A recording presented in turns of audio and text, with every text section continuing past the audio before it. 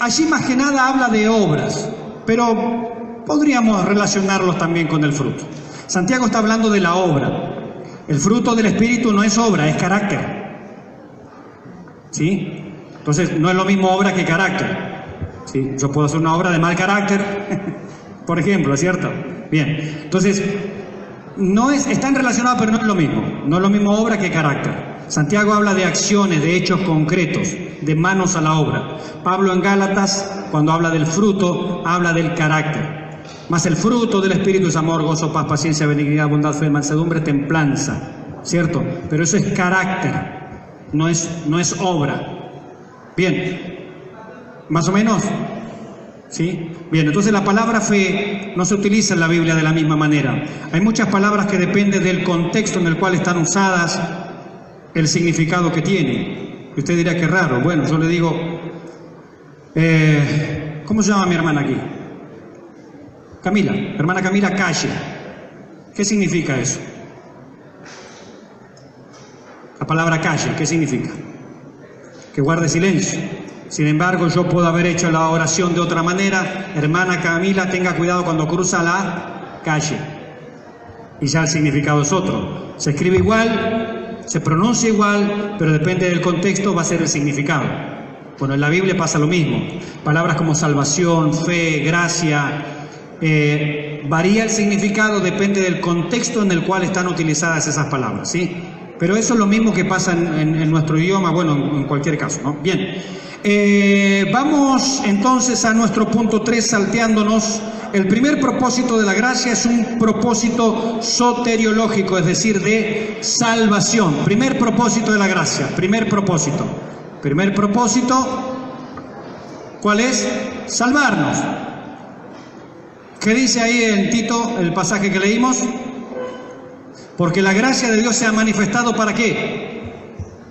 Para salvación. Entonces, el primer propósito de la gracia, de este don inmerecido, de este favor que Dios nos hace, que nosotros no nos hemos ganado, no podríamos ganarnos de ninguna manera, es salvarnos.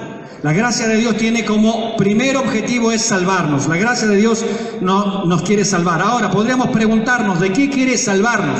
Vamos a anotar acá rápidamente algunas cositas. Por ejemplo, del pecado.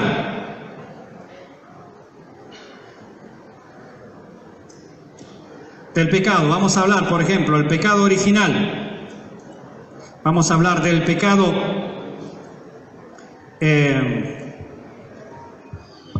vamos a llamarla así, la tendencia natural.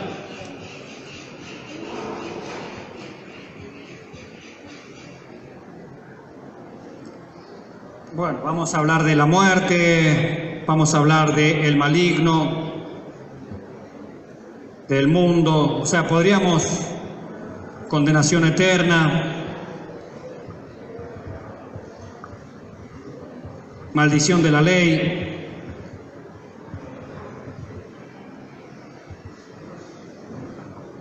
Bien, para cada uno de estos elementos tenemos nuestro texto allí. Después, si pueden pedir el material, yo tengo que avanzar porque si no hay un tiempo marcado, entonces no quiero tampoco pasarme. Entonces, Pablo lo que le está diciendo acá a Tito, que en primer lugar esta gracia de Dios, este don inmerecido, este favor que Dios nos hace, tiene un primer propósito. El primer propósito es salvarnos. El carácter, como se llamaría técnicamente, soteriológico, soteriología, salvación. El primer propósito es salvarnos, nos salva del pecado. ¿Qué es el pecado original? ¿Qué es el pecado original? ¿Han escuchado hablar de esa palabra, verdad? Pecado original. ¿Qué es el pecado original? Alguien dice, el primer pecado que se cometió. No, ese es el primer pecado. ¿Qué es el pecado original? El pecado original es la condición en la cual todos nacemos. Esto tiene que ver con la condición. Yo le pregunto acá a mi hermano se llama Camilo. Hermano Camilo, ¿usted nació inocente o culpable? Nació culpable. ¡Wow! Acá hay uno para el manzano. Bien. Mi hermana, ¿cómo se llama?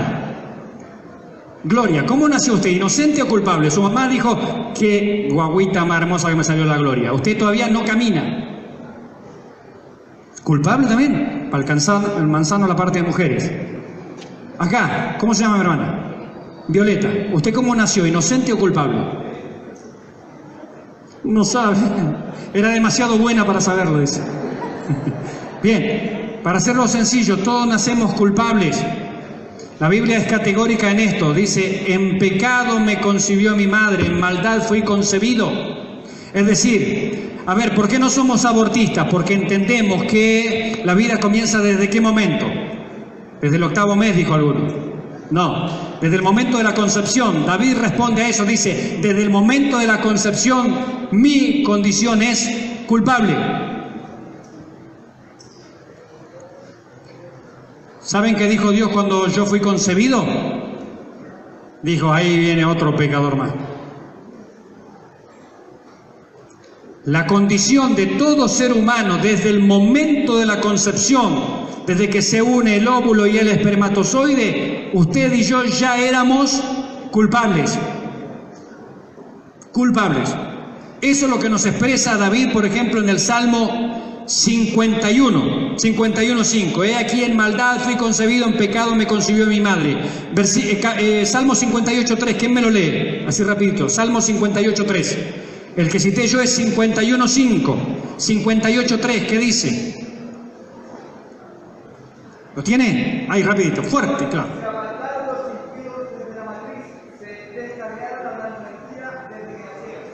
Se descarriaron los impíos desde la matriz. ¿Quién era impío en la matriz de su madre? Levante la mano. Y el que no levanta la mano, arrepiéntase por pecador. ¿Por qué? Porque Pablo dice que éramos todos nosotros por naturaleza hijos de ira, lo mismo que los demás. Es decir, todo ser humano que en este momento es concebido, que está en el vientre materno, que recién acaba de nacer, pero si pastor, mírelo, no hace nada. Dios dice, es culpable, es pecador, es un cachorro de tigre, todavía no mató a nadie, dele tiempo nomás que crezca. Quiere carne. Quiere carne. ¿Por qué? Porque es carnívoro. Lo que él trae por dentro es eso, es un tigre. La condición es culpabilidad. Entonces, cuando la Biblia habla de salvarnos, nos habla de la salvación del pecado. La condición de culpabilidad la tenemos todos. Esto lo enseña la Biblia tajantemente. A esto se le llama pecado original. Pecado original. También se le llama técnicamente pecado imputado. Es decir, por el solo hecho de ser un ser humano, soy culpable delante de Dios. Bien, segundo. Entonces, la gracia me salva de esta condición. Acá me justifica. Dice, usted viene acá al juicio como culpable, pero yo lo declaro inocente. Se va con el ropaje de Jesucristo. ¿Por qué? Porque otro pagó el precio de su culpabilidad. El alma que pecare, ¿y quién ha pecado? Todos. Todos están destituidos de la gloria de Dios por cuanto todos pecaron. Es decir, usted, desde el momento en que Adán pecó, usted ya es pecador. Porque Adán era su representante, era mi representante. La condición en la cual nacemos es culpabilidad. Amén, mi hermano, sí. Por ejemplo, ¿qué sucede en el caso de los niños cuando Jesús dice, dejad a los niños venir a mí porque de los tales es el reino de los cielos? Amén. Muy buena pregunta. Pregunta pastoral. En el Antiguo Testamento está tipificado el sacrificio por personas que pecan por yerro o por ignorancia. Es decir, cuando uno estudia el libro de Levítico, va a ver que hay pecados. Por esto, por transgresión, por lo otro, porque me olvidé de dar el diezmo, porque no me presenté en tiempo y forma. Bueno, distintas clases de sacrificio. Holocausto, por la culpabilidad, la ofrenda mecida, la ofrenda de granos u oblación. Bueno, depende de qué había pasado con el israelita, había una clase de sacrificio. Bueno, hay un sacrificio que se hace justamente por los ignorantes y extraviados, es decir, por aquellos que infringieron la ley pero que no lo saben, no se dieron cuenta, no estaban ni enterados que eso decía la ley, pero sin embargo usted transgredió la ley y es culpable. Punto. Entonces, hay sacrificio por los pecados de ignorancia aún en el Antiguo Testamento. Fíjense si no hay gracia. Por eso la gracia siempre ha estado, pero se revela y se manifiesta con toda potencia y con toda intensidad en la persona de nuestro Señor Jesucristo. Por eso la ley por medio de Moisés fue dada, pero la gracia y la verdad vinieron por el Señor Jesucristo. Bien, en el Antiguo Testamento hay sacrificio por los pecados de ignorancia. Un niño, ¿es culpable o no es culpable? ¿Cuál es su condición? Ahora, ¿es consciente de su culpabilidad? No. Y ahí hay una gran diferencia. ¿Es pecador? Sí. Inconsciente o por ignorancia. En el Antiguo Testamento eso ya estaba tipificado con un sacrificio. Cuando nuestro Señor muere en la cruz del Calvario, una de las 7 palabras de la cruz, ¿cuáles fueron? Padre. Y eso hace que el sacrificio de Jesucristo sea aplicable a todos los que han pecado por ignorancia o no a sabiendas. Por ejemplo, una persona que no tiene el uso de sus facultades mentales. ¿Es pecador? Sí. ¿Lo sabe? No. Es ignorante aún de su condición. Los niños, por eso el Señor dice, dejad a los niños venid a mí, porque de los tales es, no será, es el reino de los cielos. ¿Por qué? Porque están en un estado en que son culpables, pero el sacrificio de Jesucristo también se aplica, según sus propias palabras, a los que han pecado por ignorancia. Padre, perdónalos porque no saben lo que hacen. Toma en cuenta que esto que ellos están haciendo es un pecado de ignorancia, no a sabiendas. Porque el pecado a sabiendas en el Antiguo Testamento no había ningún sacrificio, y eso lo deja también claramente a ver el escritor a los Hebreos. Porque aquel que peca deliberadamente ya no queda más sacrificio por los pecados. Es decir, aquel que pecaba con rebeldía a propósito en el Antiguo Testamento no había ningún sacrificio por él, pero aquellos que eran pecadores por ignorancia había sacrificios por ellos. Y un niño es pecador, sí, amén, pero es un pecador que no está consciente, es ignorante de su situación, y el sacrificio de Jesucristo se aplica a todos aquellos también pecadores por ignorancia. Amén. Entonces no hay que... En aquellos que enseñan que la fe que conduce a la salvación, según la pregunta de mi hermano, dicen, no, es que los niños, si habría que ver, son salvos si eran elegidos, y si no eran elegidos se fueron al infierno. Ay, qué mala respuesta. Qué mala respuesta. Eso es cuando yo tengo los conceptos teológicos por sobre la palabra de Dios. Y ese es un problema. Mejor vamos a la Escritura y dejemos que ella opine. Bien, muy buena la pregunta, mi hermano, muy buena pregunta. Entonces acá, el primer propósito es salvífico, salvarnos del pecado, pecado original, la culpabilidad. Es decir, Él me justifica. ¿Cuál es mi condición? Culpable, pero Él me declara inocente. ¿Por qué? Porque otro murió por mí y ocupó mi lugar. Y yo estoy vestido con la ropa de Él. El Padre, cuando me mira, me ve vestido como su Hijo Jesucristo. Amén. Segundo, de la tendencia natural o naturaleza pecaminosa. No solamente uno nace en una condición de pecador, sino que le encanta el pecado.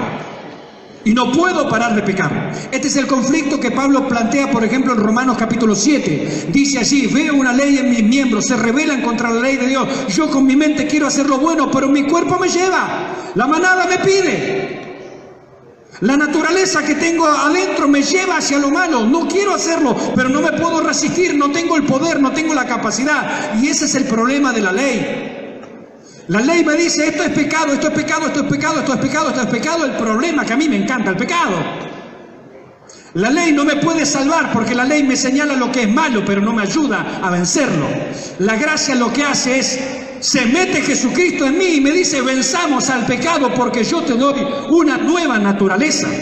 La vida cristiana se trata de que mi condición de culpable es transformada a la condición de inocente, y mi tendencia natural o naturaleza pecaminosa que busca el pecado ahora ha sido puesta bajo el dominio, el señorío de Jesucristo, y Él está en mí, su Espíritu está en mí y me dice, no temas, yo te ayudo, vamos a vencer el pecado. Romanos capítulo 6, por allí por el versículo 14 dice, porque el pecado no se enseñoreará de vosotros. Cuando una persona no puede vencer su hábito pecaminoso, Yo dudo que haya nacido de nuevo.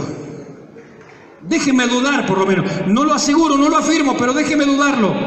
Porque si ha recibido una nueva naturaleza, la tendencia de la nueva naturaleza, la simiente, la vida de Dios, lo lleva a vencer los deseos de la carne. Haced pues morir lo terrenal en vosotros, fornicación, avaricia, lascivia, bla, bla, bla, bla, bla, bla. Todos los deseos naturales que a nosotros nos encantaban antes, ahora como hemos recibido una nueva naturaleza, Él, en la gracia de Dios, nos da el poder de vencer. Nos da el poder de vencer. Ahora, ¿cómo recibo esa gracia? ¿Cómo recibo y me alimento y me retroalimento de esa gracia? Nos dijo Santiago, Dios resiste a los soberbios, da gracia a los humildes. Someteos pues a Dios y resistid al diablo y Él se va solo. No necesito andarlo reprendiendo, ni pinchando con un tridente, ni mandándolo al infierno, ni haciéndole 2 nudos con triple cadena. Nada de eso. Hay que someterse a Dios simplemente. Ponerme bajo el señorío de Jesucristo y toda esa tentación, todo eso que viene a mi vida va a ser vencido naturalmente. ¿Por qué? Porque el pecado no se ensañará de vosotros, ya no estáis bajo la ley, sino bajo la gracia. ¿Por qué Pablo hace esa diferencia? No estoy bajo la ley, porque la ley, insisto, lo único que hace es decirme todo lo que yo hago malo. La ley es un espejo, permítanme este ejemplo. La ley es un espejo que me dice, mírate a la cara, mira la cara de pecador que tienes, mira esos ojos llenos de pecado. No te cansas del pecado, mira esa mente que tienes, lo único que piensas es en el pecado, mira la boca sucia que tienes, mira esos oídos cochinos que tienes, no solamente cera, abejas viven ahí adentro. Eso hace la ley. La ley me dice lo sucio y pecaminoso que soy, pero no me ayuda. La gracia, Jesucristo entra en mí, me da de su espíritu y me hace vencer los apetitos de la carne. ¿Se dan cuenta la diferencia? La tremenda diferencia entre la ley y la gracia. Por eso no crean cuando hay muchas personas que nos quieren llevar a guardar las prácticas de la ley. No, y la ley, porque acá dice que la ley. Mira, la ley dice, la hechicera no dejarás con vida. ¿Por qué no vas a matar a la curandera de acá a la vuelta? La ley es un ayo que me lleva a Jesucristo. La ley es un espejo, me dice, tú no puedes. Me agarra del cuello y me entierra la cara en el barro y me dice, no puedes. Necesitas a Jesucristo. Ese es el propósito de la ley. Pablo lo explica magistralmente como nadie, por ejemplo, en la carta a los Gálatas.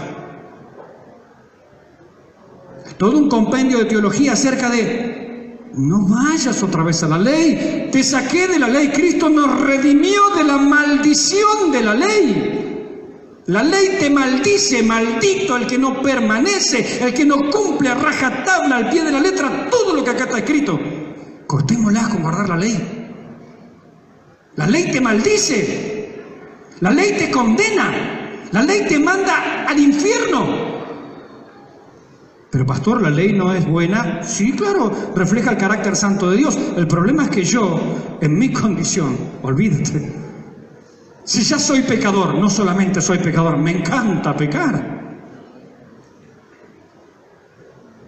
Pero esto es lo que hace la gracia.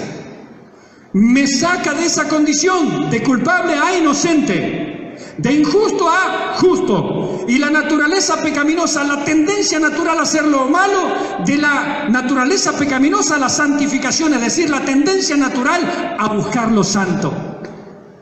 ¿Se entiende la diferencia? Acá me habla el contrarresultado de justificación y acá el contrarresultado de santificación. Yo tengo una condición de culpable en manera natural. Dios me justifica. Yo amo el pecado, pero Él me hace amar la santidad y aborrecer el pecado.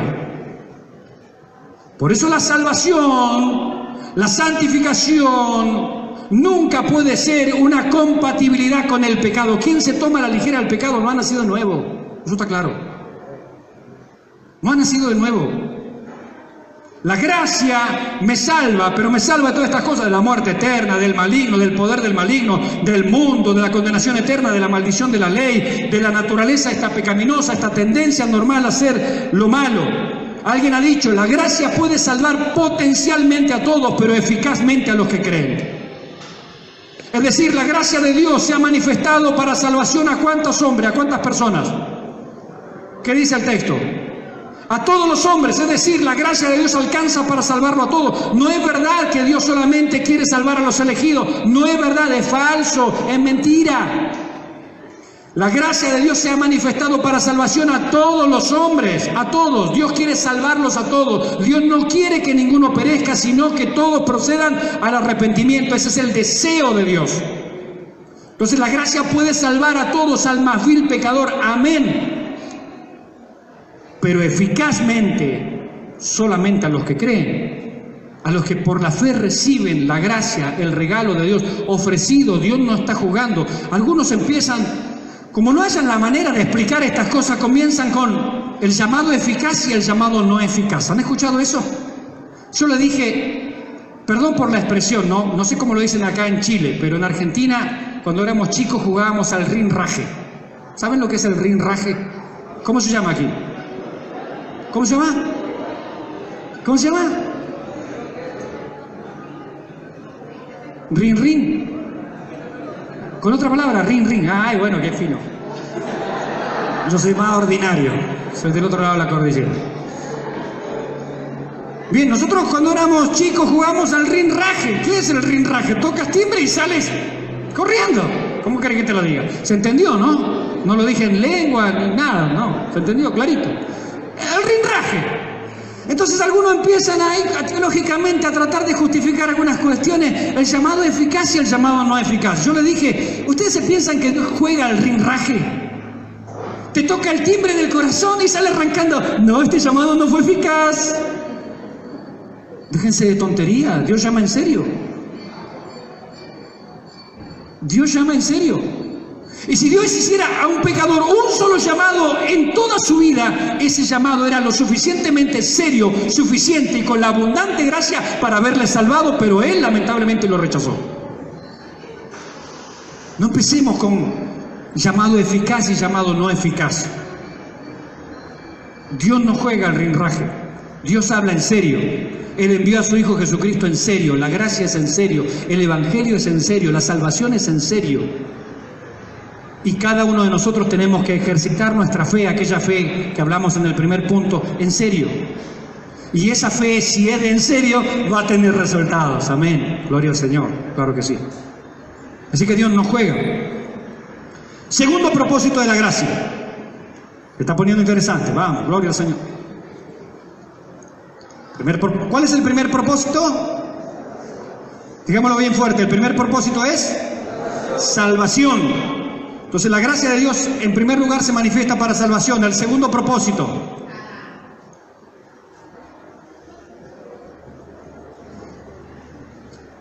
educación. ¿Ustedes sabían que la gracia de Dios nos educa? ¿Cómo? ¿Te educa? Sí, claro. ¿Que Dios quiere que nos eduquemos? Por supuesto. Habla, Señor. Sí. Como alguien dijo, si usted cree que la educación es cara, pruebe siendo ignorante. Bueno, pero la gracia de Dios no solamente nos salva, ese es el primer propósito. ¿Qué dice acá el versículo? Porque la gracia de Dios se ha manifestado para salvación. ¿A cuántas personas? A todos los hombres. Ahora, ¿qué más hace la gracia de Dios? Versículo 12. La gracia de Dios nos... Versículo 12, ¿quién lo tiene? Han cerrado su Biblia, por Dios, qué pecadores. Tito 2:12, enseñándonos que, y ahí viene una serie de enseñanzas. La gracia de Dios nos enseña, tiene un carácter pedagógico, tiene un carácter educativo. La idea es de enseñar, educar, discipular, guiar, conducir. Eso es lo que significa la palabra que utiliza la Biblia allí. Dos comentaristas, Tom Halley y Stephen Thorson, dicen: la gracia de Dios nos salva y produce en nuestro interior la santidad y una nueva vida espiritual. Nuestra transformación no se llevará a cabo únicamente después que lleguemos al cielo, sino que por gracia comienza aquí en esta vida. Si no se ha evidenciado ningún cambio en nuestras vidas, entonces todavía no hemos recibido la gracia de Dios. Amén, mi hermano, ¿cierto? Porque la gracia de Dios nos salva, pero esa salvación tiene que ser verificable de alguna manera. No puedo quedarme yo soy salvo, pero estoy en la disco, pastor. Qué salvación más rara. No, pastor, yo soy salvo, pero sirvo a Dios en mi casa. Qué rara la gracia que recibo. No, mis hermanos, la gracia de Dios nos educa, nos corrige, nos disciplina, nos enseña, nos guía por un camino bien determinado. Entonces, si dice este autor, estos autores en realidad, pues son dos, si no se ha evidenciado ningún cambio en nuestras vidas, entonces todavía no hemos recibido la gracia de Dios. Así como la santificación ya se efectúa en nosotros, es decir, somos santos, también necesitamos aprender a vivir como santos, dominando las pasiones que aún persisten en nuestro cuerpo, las cuales no han sido desterradas, pero sí han sido subordinadas. Miren, por ejemplo, este versículo, 1 Corintios 1:12.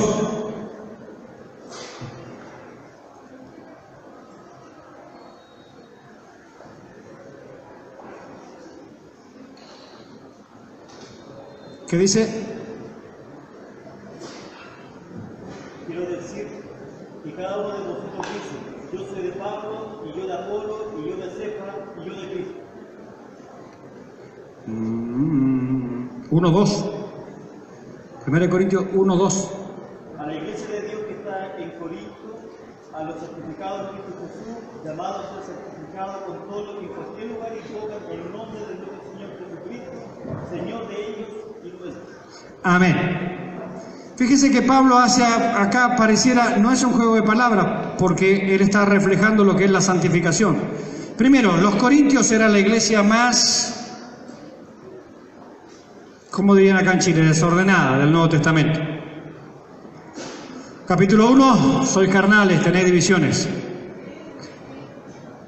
Siguen los capítulos, capítulo 4, incesto que ni en el mundo hay. Capítulo 5, perdón. Capítulo 6, un hermano denuncia al otro ante las autoridades, fue allá a Carabinero a denunciarle que se le había quedado con no sé qué, con las gallinas, no se le murió. Un desastre. Capítulo 7, unos problemas matrimoniales tremendos.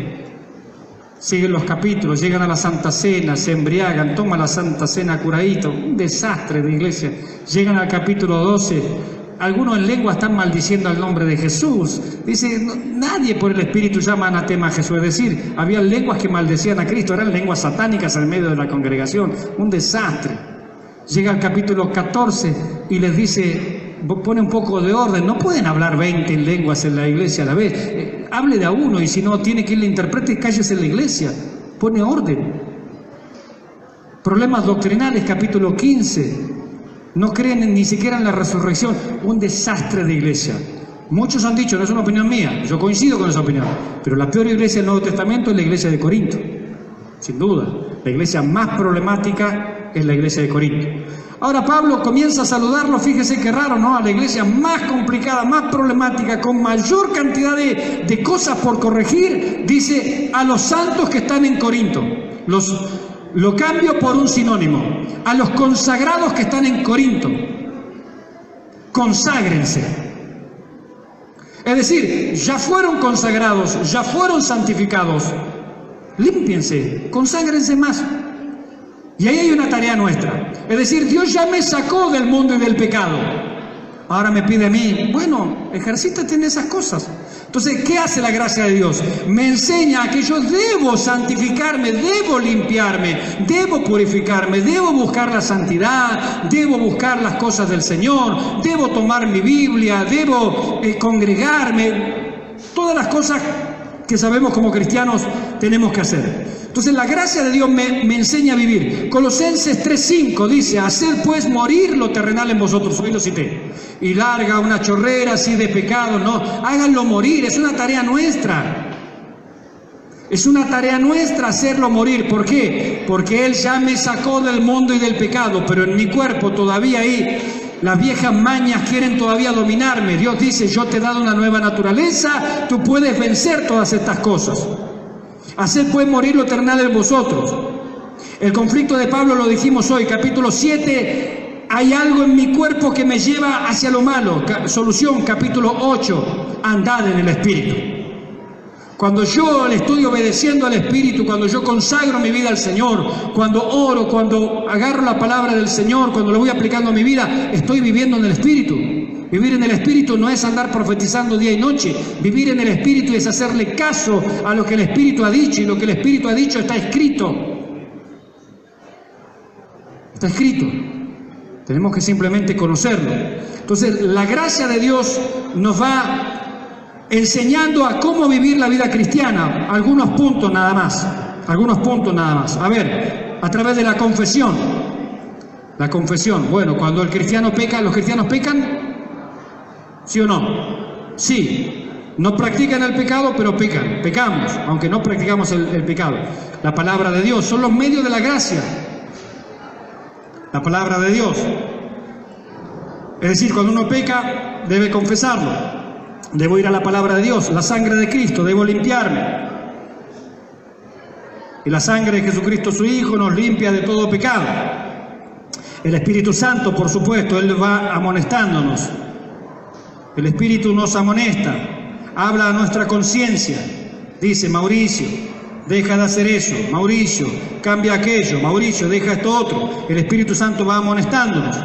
La misma congregación, Dios muchas veces utiliza la congregación para corregirnos, utiliza la congregación o a hermanos que tenemos. La oración también nos va santificando. Dijimos, perdón, la oración, sí. La confesión era lo primero, la oración. Confesar nuestros pecados a Dios en oración. También los pastores, ancianos, maestros, hermanos espirituales.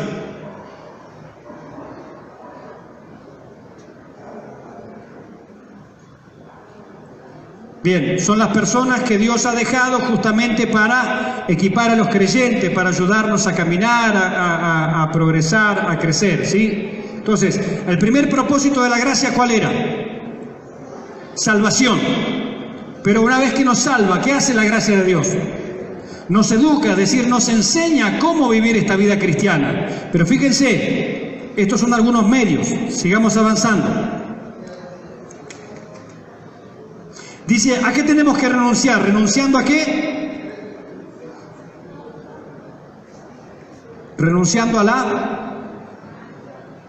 impiedad. ¿Qué es la impiedad? La falta de piedad. ¿Y qué es la piedad? Temor de Dios. La impiedad. Hay que renunciar a la impiedad. O sea, negativamente, la gracia de Dios me enseña que yo no más impiedad, no más una vida irreverente, no más una vida irrespetuosa delante del Señor. No solamente eso, sino que también no más, ¿qué? Deseos mundanos.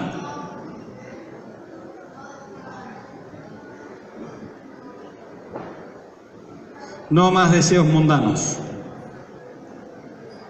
Ahora, deseos mundanos tiene que ver con algo pecaminoso.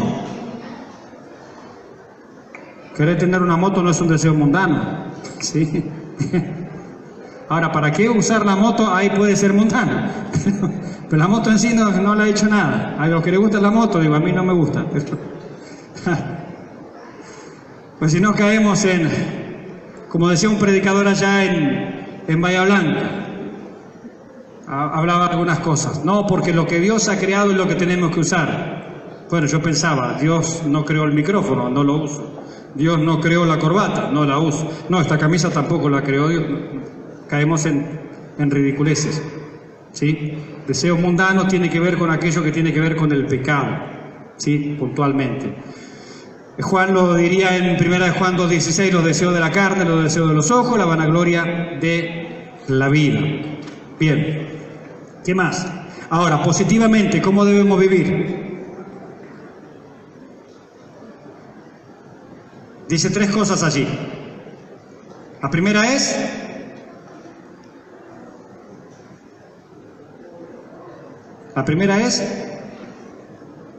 sobria, que tiene que ver con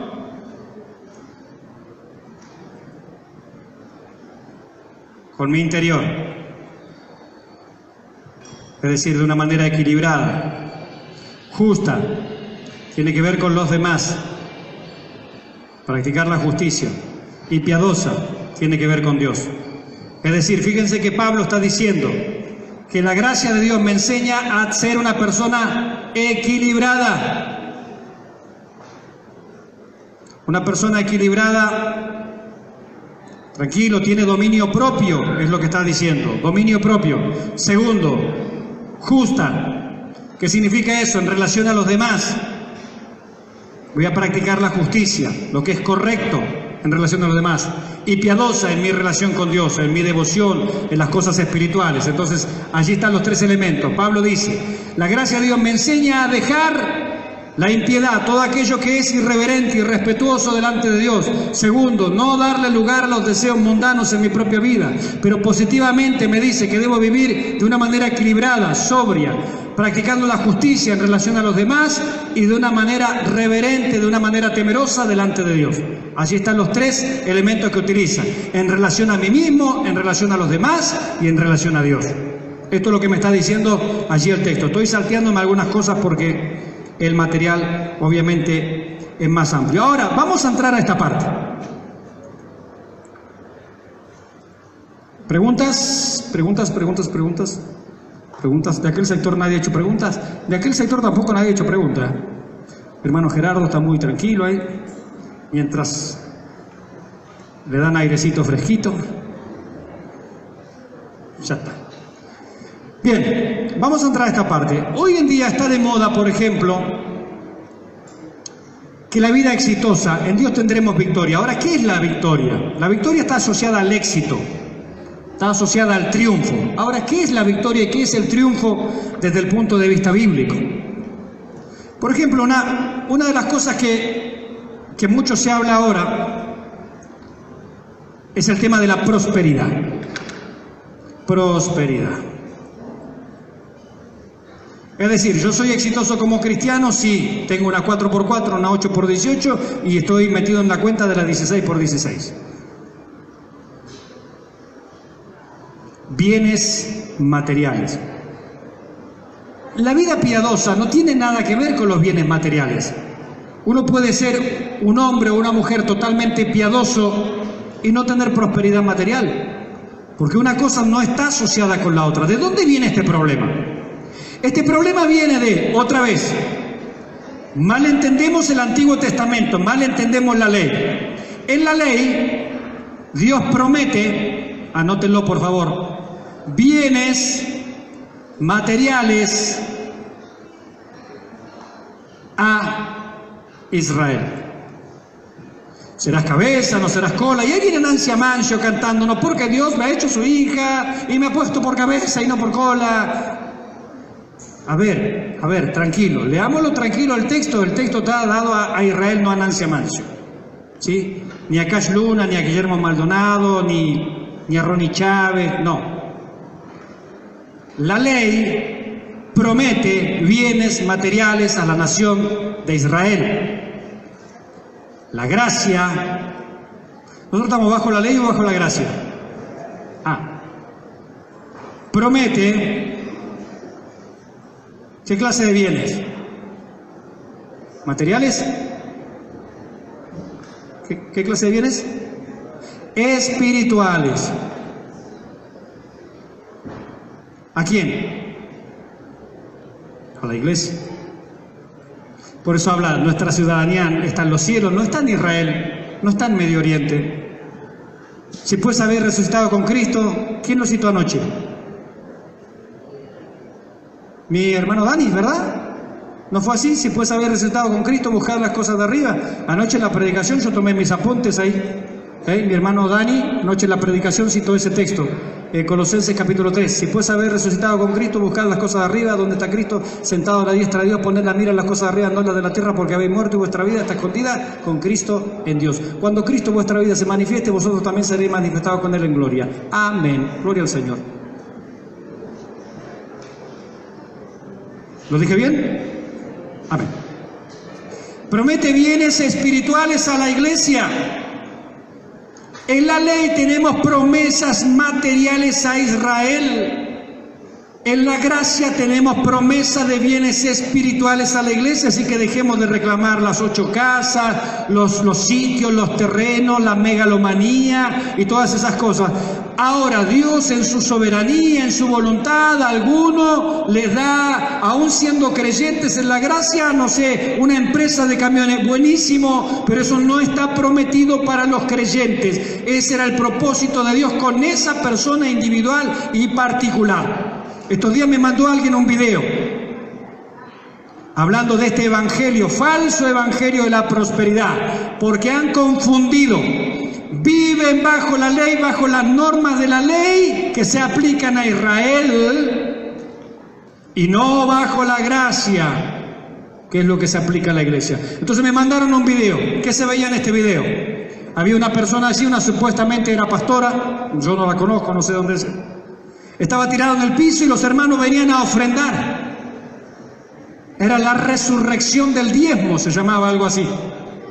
Si no lo vieron, no se perdieron nada, ni lo busquen, no pierdan tiempo.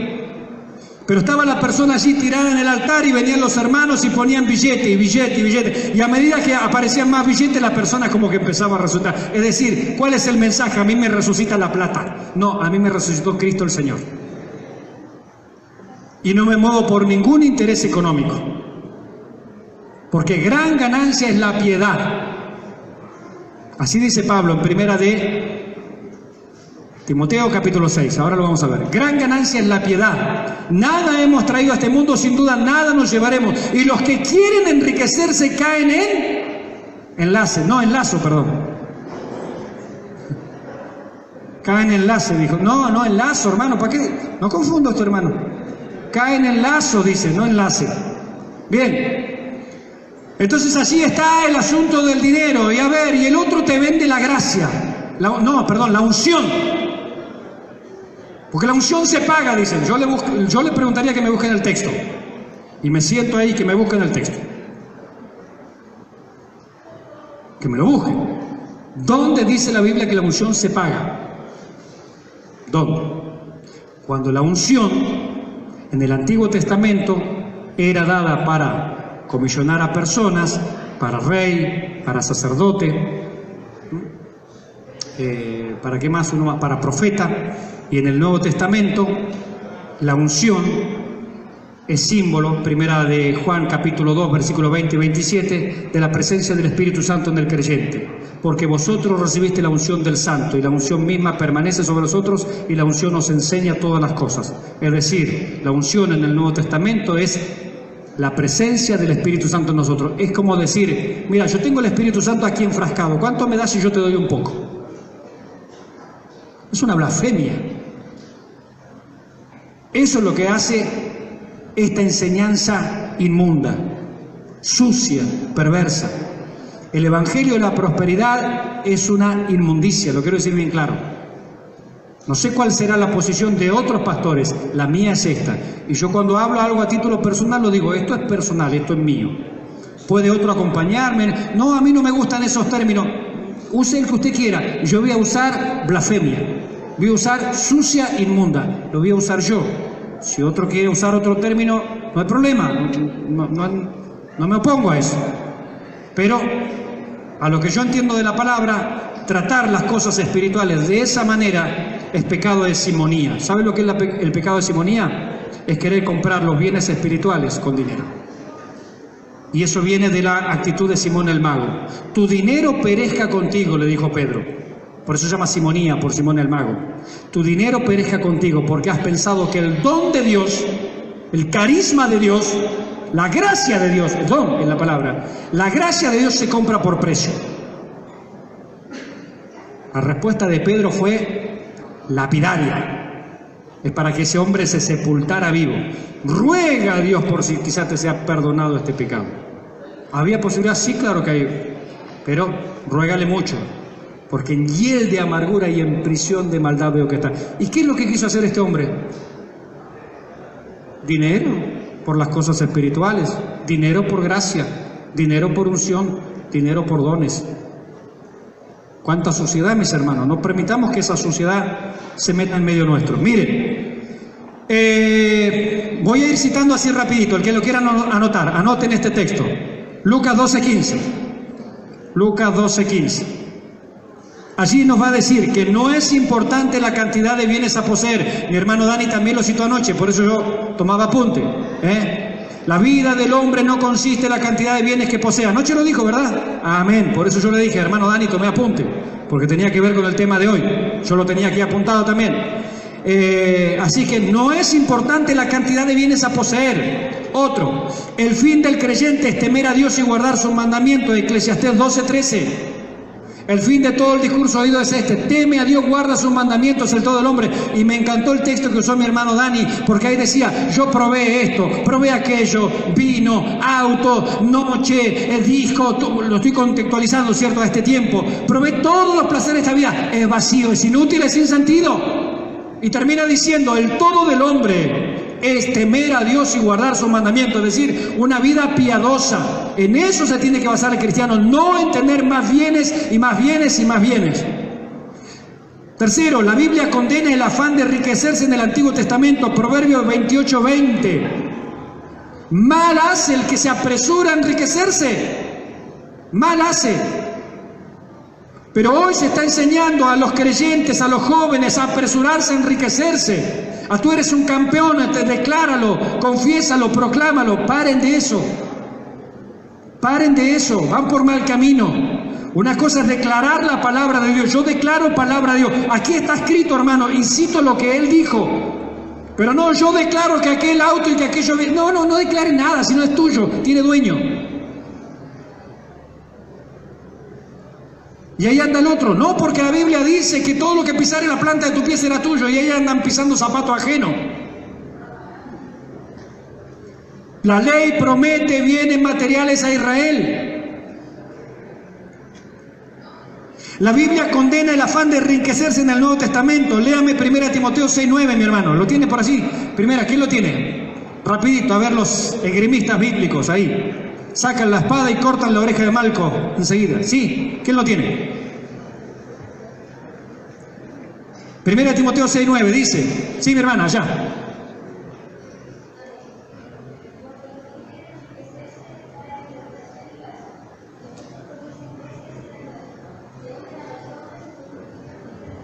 ¿Quieren seguir el Evangelio de la prosperidad? La Biblia dice que van a terminar en confusión, en codicias necias y dañosas que los van a hundir en la impiedad, y la gracia de Dios me enseña a renunciar a la impiedad.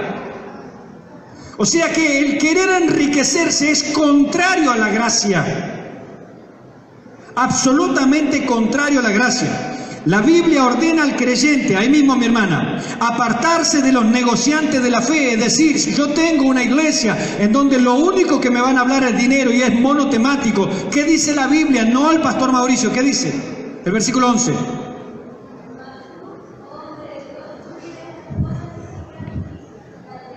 La fe, el amor y la paciencia, la mansedumbre. Amén. Mas tú, hombre de Dios, huye de estas cosas, escápate. No mire esos programas, no siga esos predicadores. El año pasado hicimos una encuesta dentro de la juventud, dentro de ustedes. Algunos estarían, otros no. La mayoría de los predicadores que nuestros jóvenes escuchan son predicadores del Evangelio de la prosperidad. La Biblia responde a eso. ¡Huye de eso! Te van a hundir en la impiedad, te van a hundir en la maldad. La gracia de Dios me enseña que renuncie a la impiedad, pero si yo sigo el evangelio falso de la prosperidad, me hunde en la impiedad. El amor al dinero y la codicia hacen extraviar de la fe, que dice el versículo 10.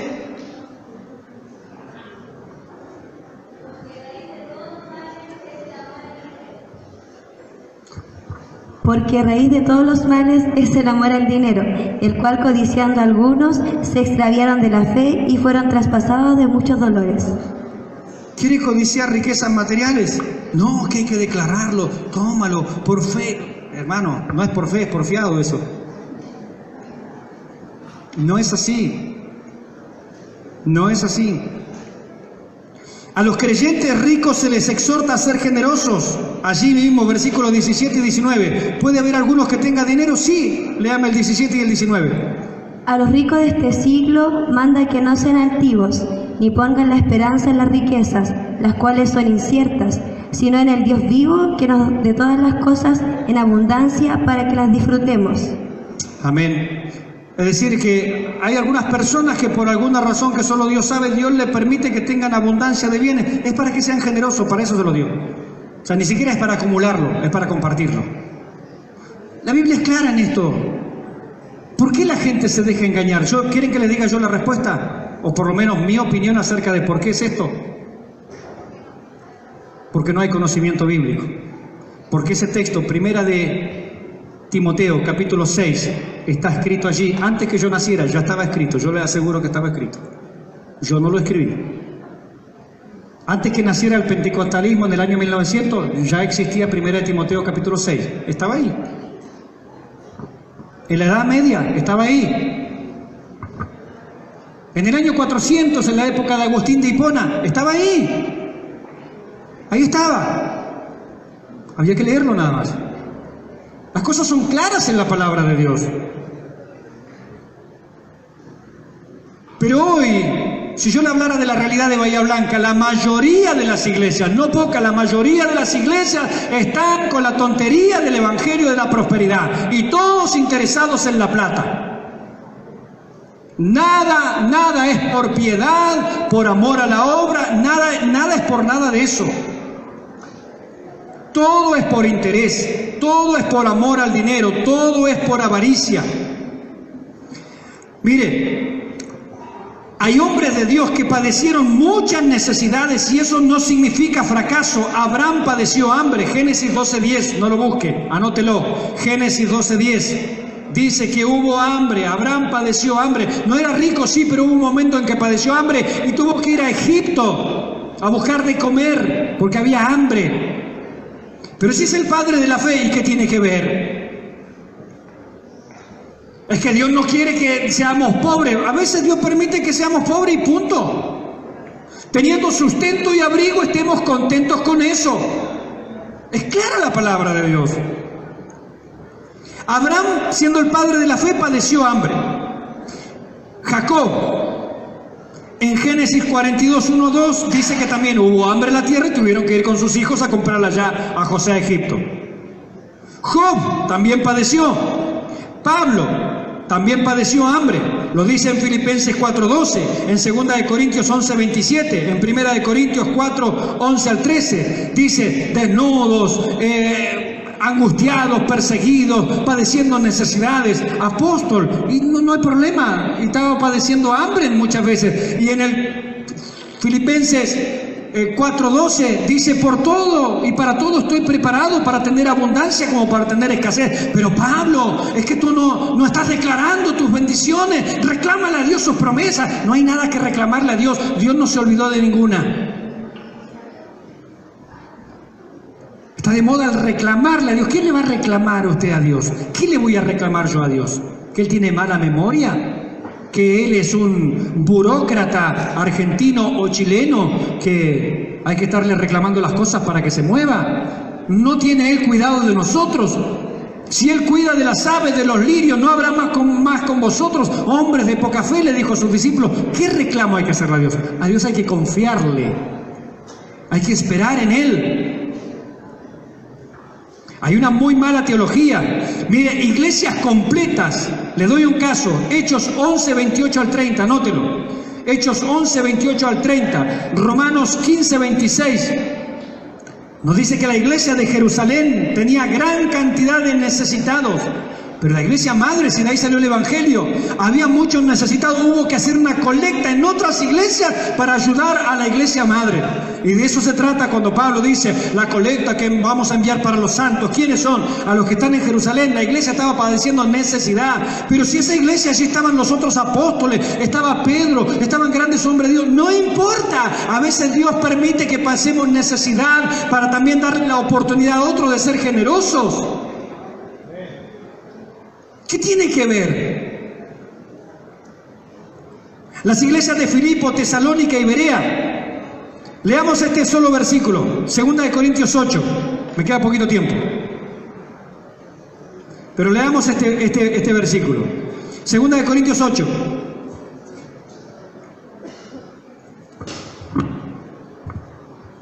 Versículos 1 al 5. ¿Quién lo tiene? ¿Quién lo tiene? Amén. Ah, ya está. Ah, mi hermano Jesús. 2 Corintios 8, versículos del 1 al 5. Sí. Asimismo, hermanos, os hacemos saber la gracia de Dios que se ha dado a la iglesia de Macedonia, que en grande prueba de tribulación, la abundancia de su gozo y su profunda pobreza abundaron en riquezas de su generosidad. Pues doy testimonio de que con agrado han dado conforme a sus fuerzas, y aún más allá de sus fuerzas, pidiéndonos con muchos ruegos que les concediésemos el privilegio de participar en este servicio para los santos, y como lo esperábamos, sino que asimismo se dieron primeramente al Señor y luego a nosotros por la voluntad de Dios. Amén. Allí Pablo habla de las iglesias de Macedonia, que son Filipos, Tesalónica y Berea. Esas son las iglesias de Macedonia. Y dice allí su profunda pobreza. Toda la iglesia pobre, sí, no solo una, 3. Filipos, Tesalónica, Berea, eso es Macedonia. Su profunda pobreza dieron no solo conforme a su fuerza, sino más allá de ellas. Y dice, y no como lo esperábamos, sino que en primer lugar a sí mismos se dieron. Pobres, profunda pobreza. Otro caso más, la iglesia de Esmirna, Apocalipsis 2:9. Último versículo que leemos. Apocalipsis 2:9, la iglesia de Esmirna. Mensaje a las 7 iglesias, Esmirna, sí.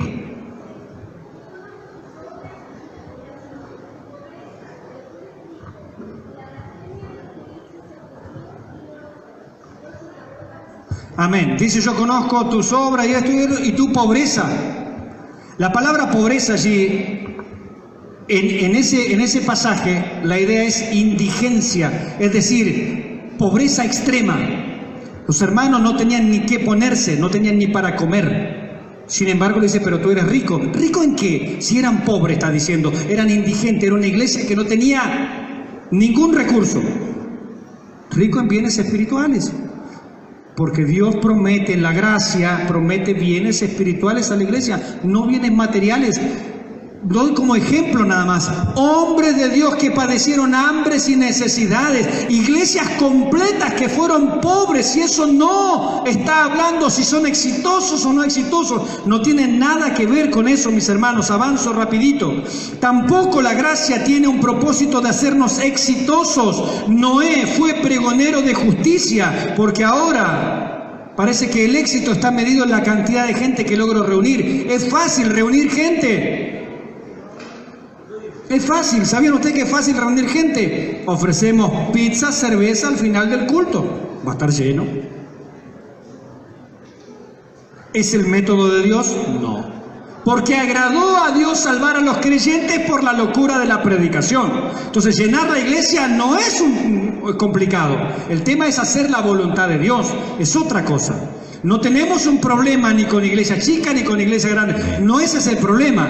Pero si nosotros vamos a confundir éxito con iglesia grande y llena, estamos equivocados. Noé fue pregonero de justicia, 2 de Pedro 2:5, un héroe de la fe, y sin embargo, luego de 120 años de predicación, nadie excepto su familia creyó el mensaje que él predicó. ¿Fue exitoso o fue un fracasado Noé? La Biblia dice que fue pregonero de justicia y es un héroe de la fe. ¿A quién ganó, pastor? A nadie. Hizo un arca entraban ¿cuántas personas? No sé, muchísimas. ¿Pero cuántas entraron? 8. Alguien diría, eran 8 gatos locos. Y sin embargo, fue un héroe de la fe.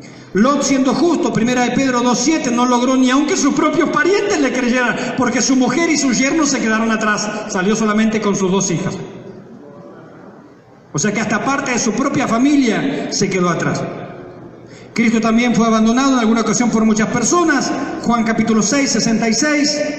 No siempre se convirtieron cantidades ante una predicación, el caso de Lidia, el carcelero de Filipos, Cornelio, el eunuco allí que iba para Etiopía, según mal no recuerdo, son casos. Bien. Y tercer y último propósito de la gracia, para ir terminando porque ya no me queda nada de tiempo. Me he salteado varias cosas, hay mucho más en el material, lo pueden pedir. Mi hermana Gloria, se lo pasé ahí por WhatsApp, así que cualquier cosita se lo piden a mi hermana Gloria. Y el tercer y último propósito que vemos hoy, ya no hay más tiempo, tercer propósito de la gracia. Técnicamente sería doxológico. En términos claros sería glorificación. La glorificación. Fíjese que dice acá, porque la gracia de Dios se ha manifestado. Primer propósito para... ¿Cuál es el primer propósito? Salvarnos. Pero una vez que nos salva, ¿qué más hace? Segundo propósito, nos educa. La iglesia tiene que educarse en la gracia. Dios ha dado su Espíritu Santo para educarnos, claro que sí, pero también Dios ha dado maestros, ha dado predicadores, ha dado pastores, ha levantado personas y ha puesto la misma gracia de Dios, ha designado personas para que nos ayuden en nuestro desarrollo en la vida cristiana. Por eso debemos de apoyar la educación cristiana. No escuché ni un amén. Debemos apoyarla. Amén. No tanto. Debemos apoyarla, porque la gracia primero te salva, después te educa. Gran comisión. Id y predicad el Evangelio. Y una vez que se convierten, déjelo ahí, Dios lo va a ayudar. ¿Qué más dice? Enseñándoles. Hermanos, si no nos gusta la enseñanza, cambiemos de Biblia, pasémonos al Testigo de Jehová que dice otra cosa. A mí me gusta esta. Ahora, si a nosotros no nos gusta o nos incomodan estas cosas, cambiemos de Biblia. Pero yo, mientras esté basado y parado en la palabra de Dios, no voy a dejar de ponerme, si alguno quiere pensar, pesado en estas cosas. La gracia de Dios primero te salva, segundo te educa. La iglesia debe predicar el Evangelio para que las almas se conviertan, y cuando las almas se convierten, la iglesia debe enseñar la palabra de Dios. ¿Fui muy enfático? Puede no gustar mi tono, puede no gustar mi forma, está bien. Se lo digo de espalda. La iglesia tiene que enseñar la palabra de Dios. No vio mi rostro, no sabe usted qué gesto hice. Pero esto es ineludible. Por eso digo, si no nos gusta lo que está escrito, cambiémoslo. Pero yo cuando nací estaba ahí. Primer propósito de la gracia, salvarnos. Segundo propósito de la gracia, educarnos. La iglesia debe estar comprometida. Cuando yo digo estas cosas, por ahí alguno se molesta conmigo. No importa, hermano, no hay ningún problema. Moléstese todo lo que quiera. Yo me voy a basar en la palabra, eso dice ahí, así que... Hay un viejo libro no cristiano, ¿sabe cómo se llama? Los árboles mueren de pie. ¿Sabe cómo muere un árbol? De pie. Amén. De pie.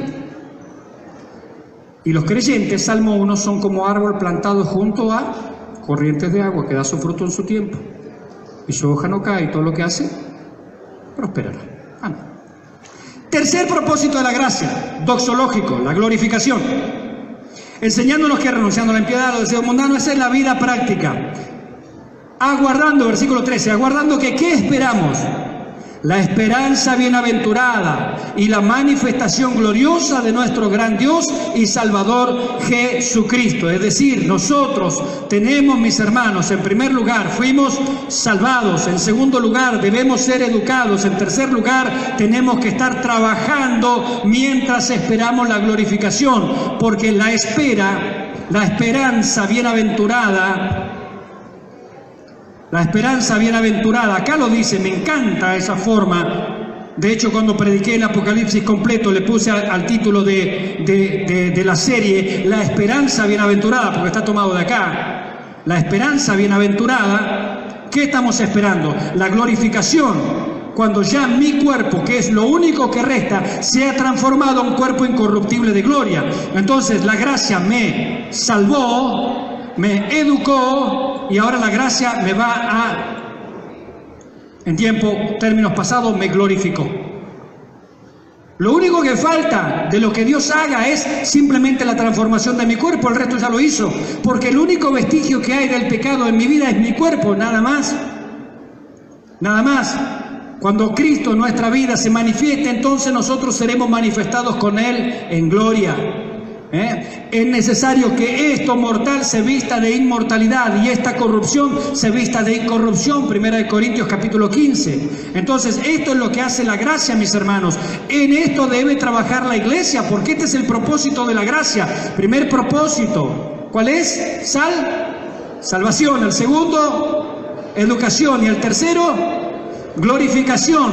Pero mientras esperamos a que Dios haga esto, que es la consumación de todo el proceso de salvación, la iglesia es una iglesia activa, involucrada en lo que tiene que hacer, mis hermanos.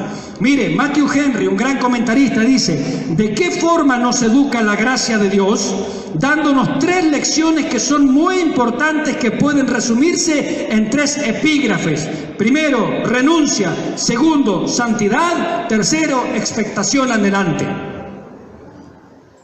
Dicho por allá por el año 1600 y tanto. Primero, renuncia al pecado. Segundo, santidad, la práctica positiva. Tercero, expectación anhelante. Es decir, no estoy cruzado de brazos esperando el rapto. No estoy cruzado de brazos esperando la venida del Señor. No, ese es el mal ejemplo que le pasó a los tesalonicenses. Pablo dice: la venida del Señor está cerca, pero hay que trabajar, muchachos. Así que el que no trabaja, que no coma. Viene el Señor, claro que viene, pero mientras tanto hay una obra por hacer, hay una tarea que realizar, mis hermanos. Y termino con estas palabras del primer autor que mencionamos, William Hendrickson. Él nos dice, nos hace una pregunta: ¿por qué esta gracia es bienaventurada? Él dice, primero, por su fundamento, es inmutable, no cambia. Segundo, su autor es Dios. Tercero, su objetivo, darnos vida eterna. Cuarto, los efectos, genera en nosotros paciencia. Quinto, su carácter es eterno, mis hermanos. Porque el Señor es eterno. Toda esta bienaventuranza y toda esta gracia tiene estas cualidades. Hermanos, si no hay alguna pregunta, estoy terminando aquí. Que el Señor les bendiga. Muchas gracias por su atención. Recuerden, insisto, que en algunos puntos por allí yo me encargué de aclararlos. Son opiniones personales, que yo creo a la luz de la palabra que son así, pero son opiniones personales. Ahora, el resto de las cosas, cuando yo no hice aclaración, creo que así enseña la palabra de Dios clarísimamente. ¿Alguna pregunta, mis hermanos? Estoy terminando.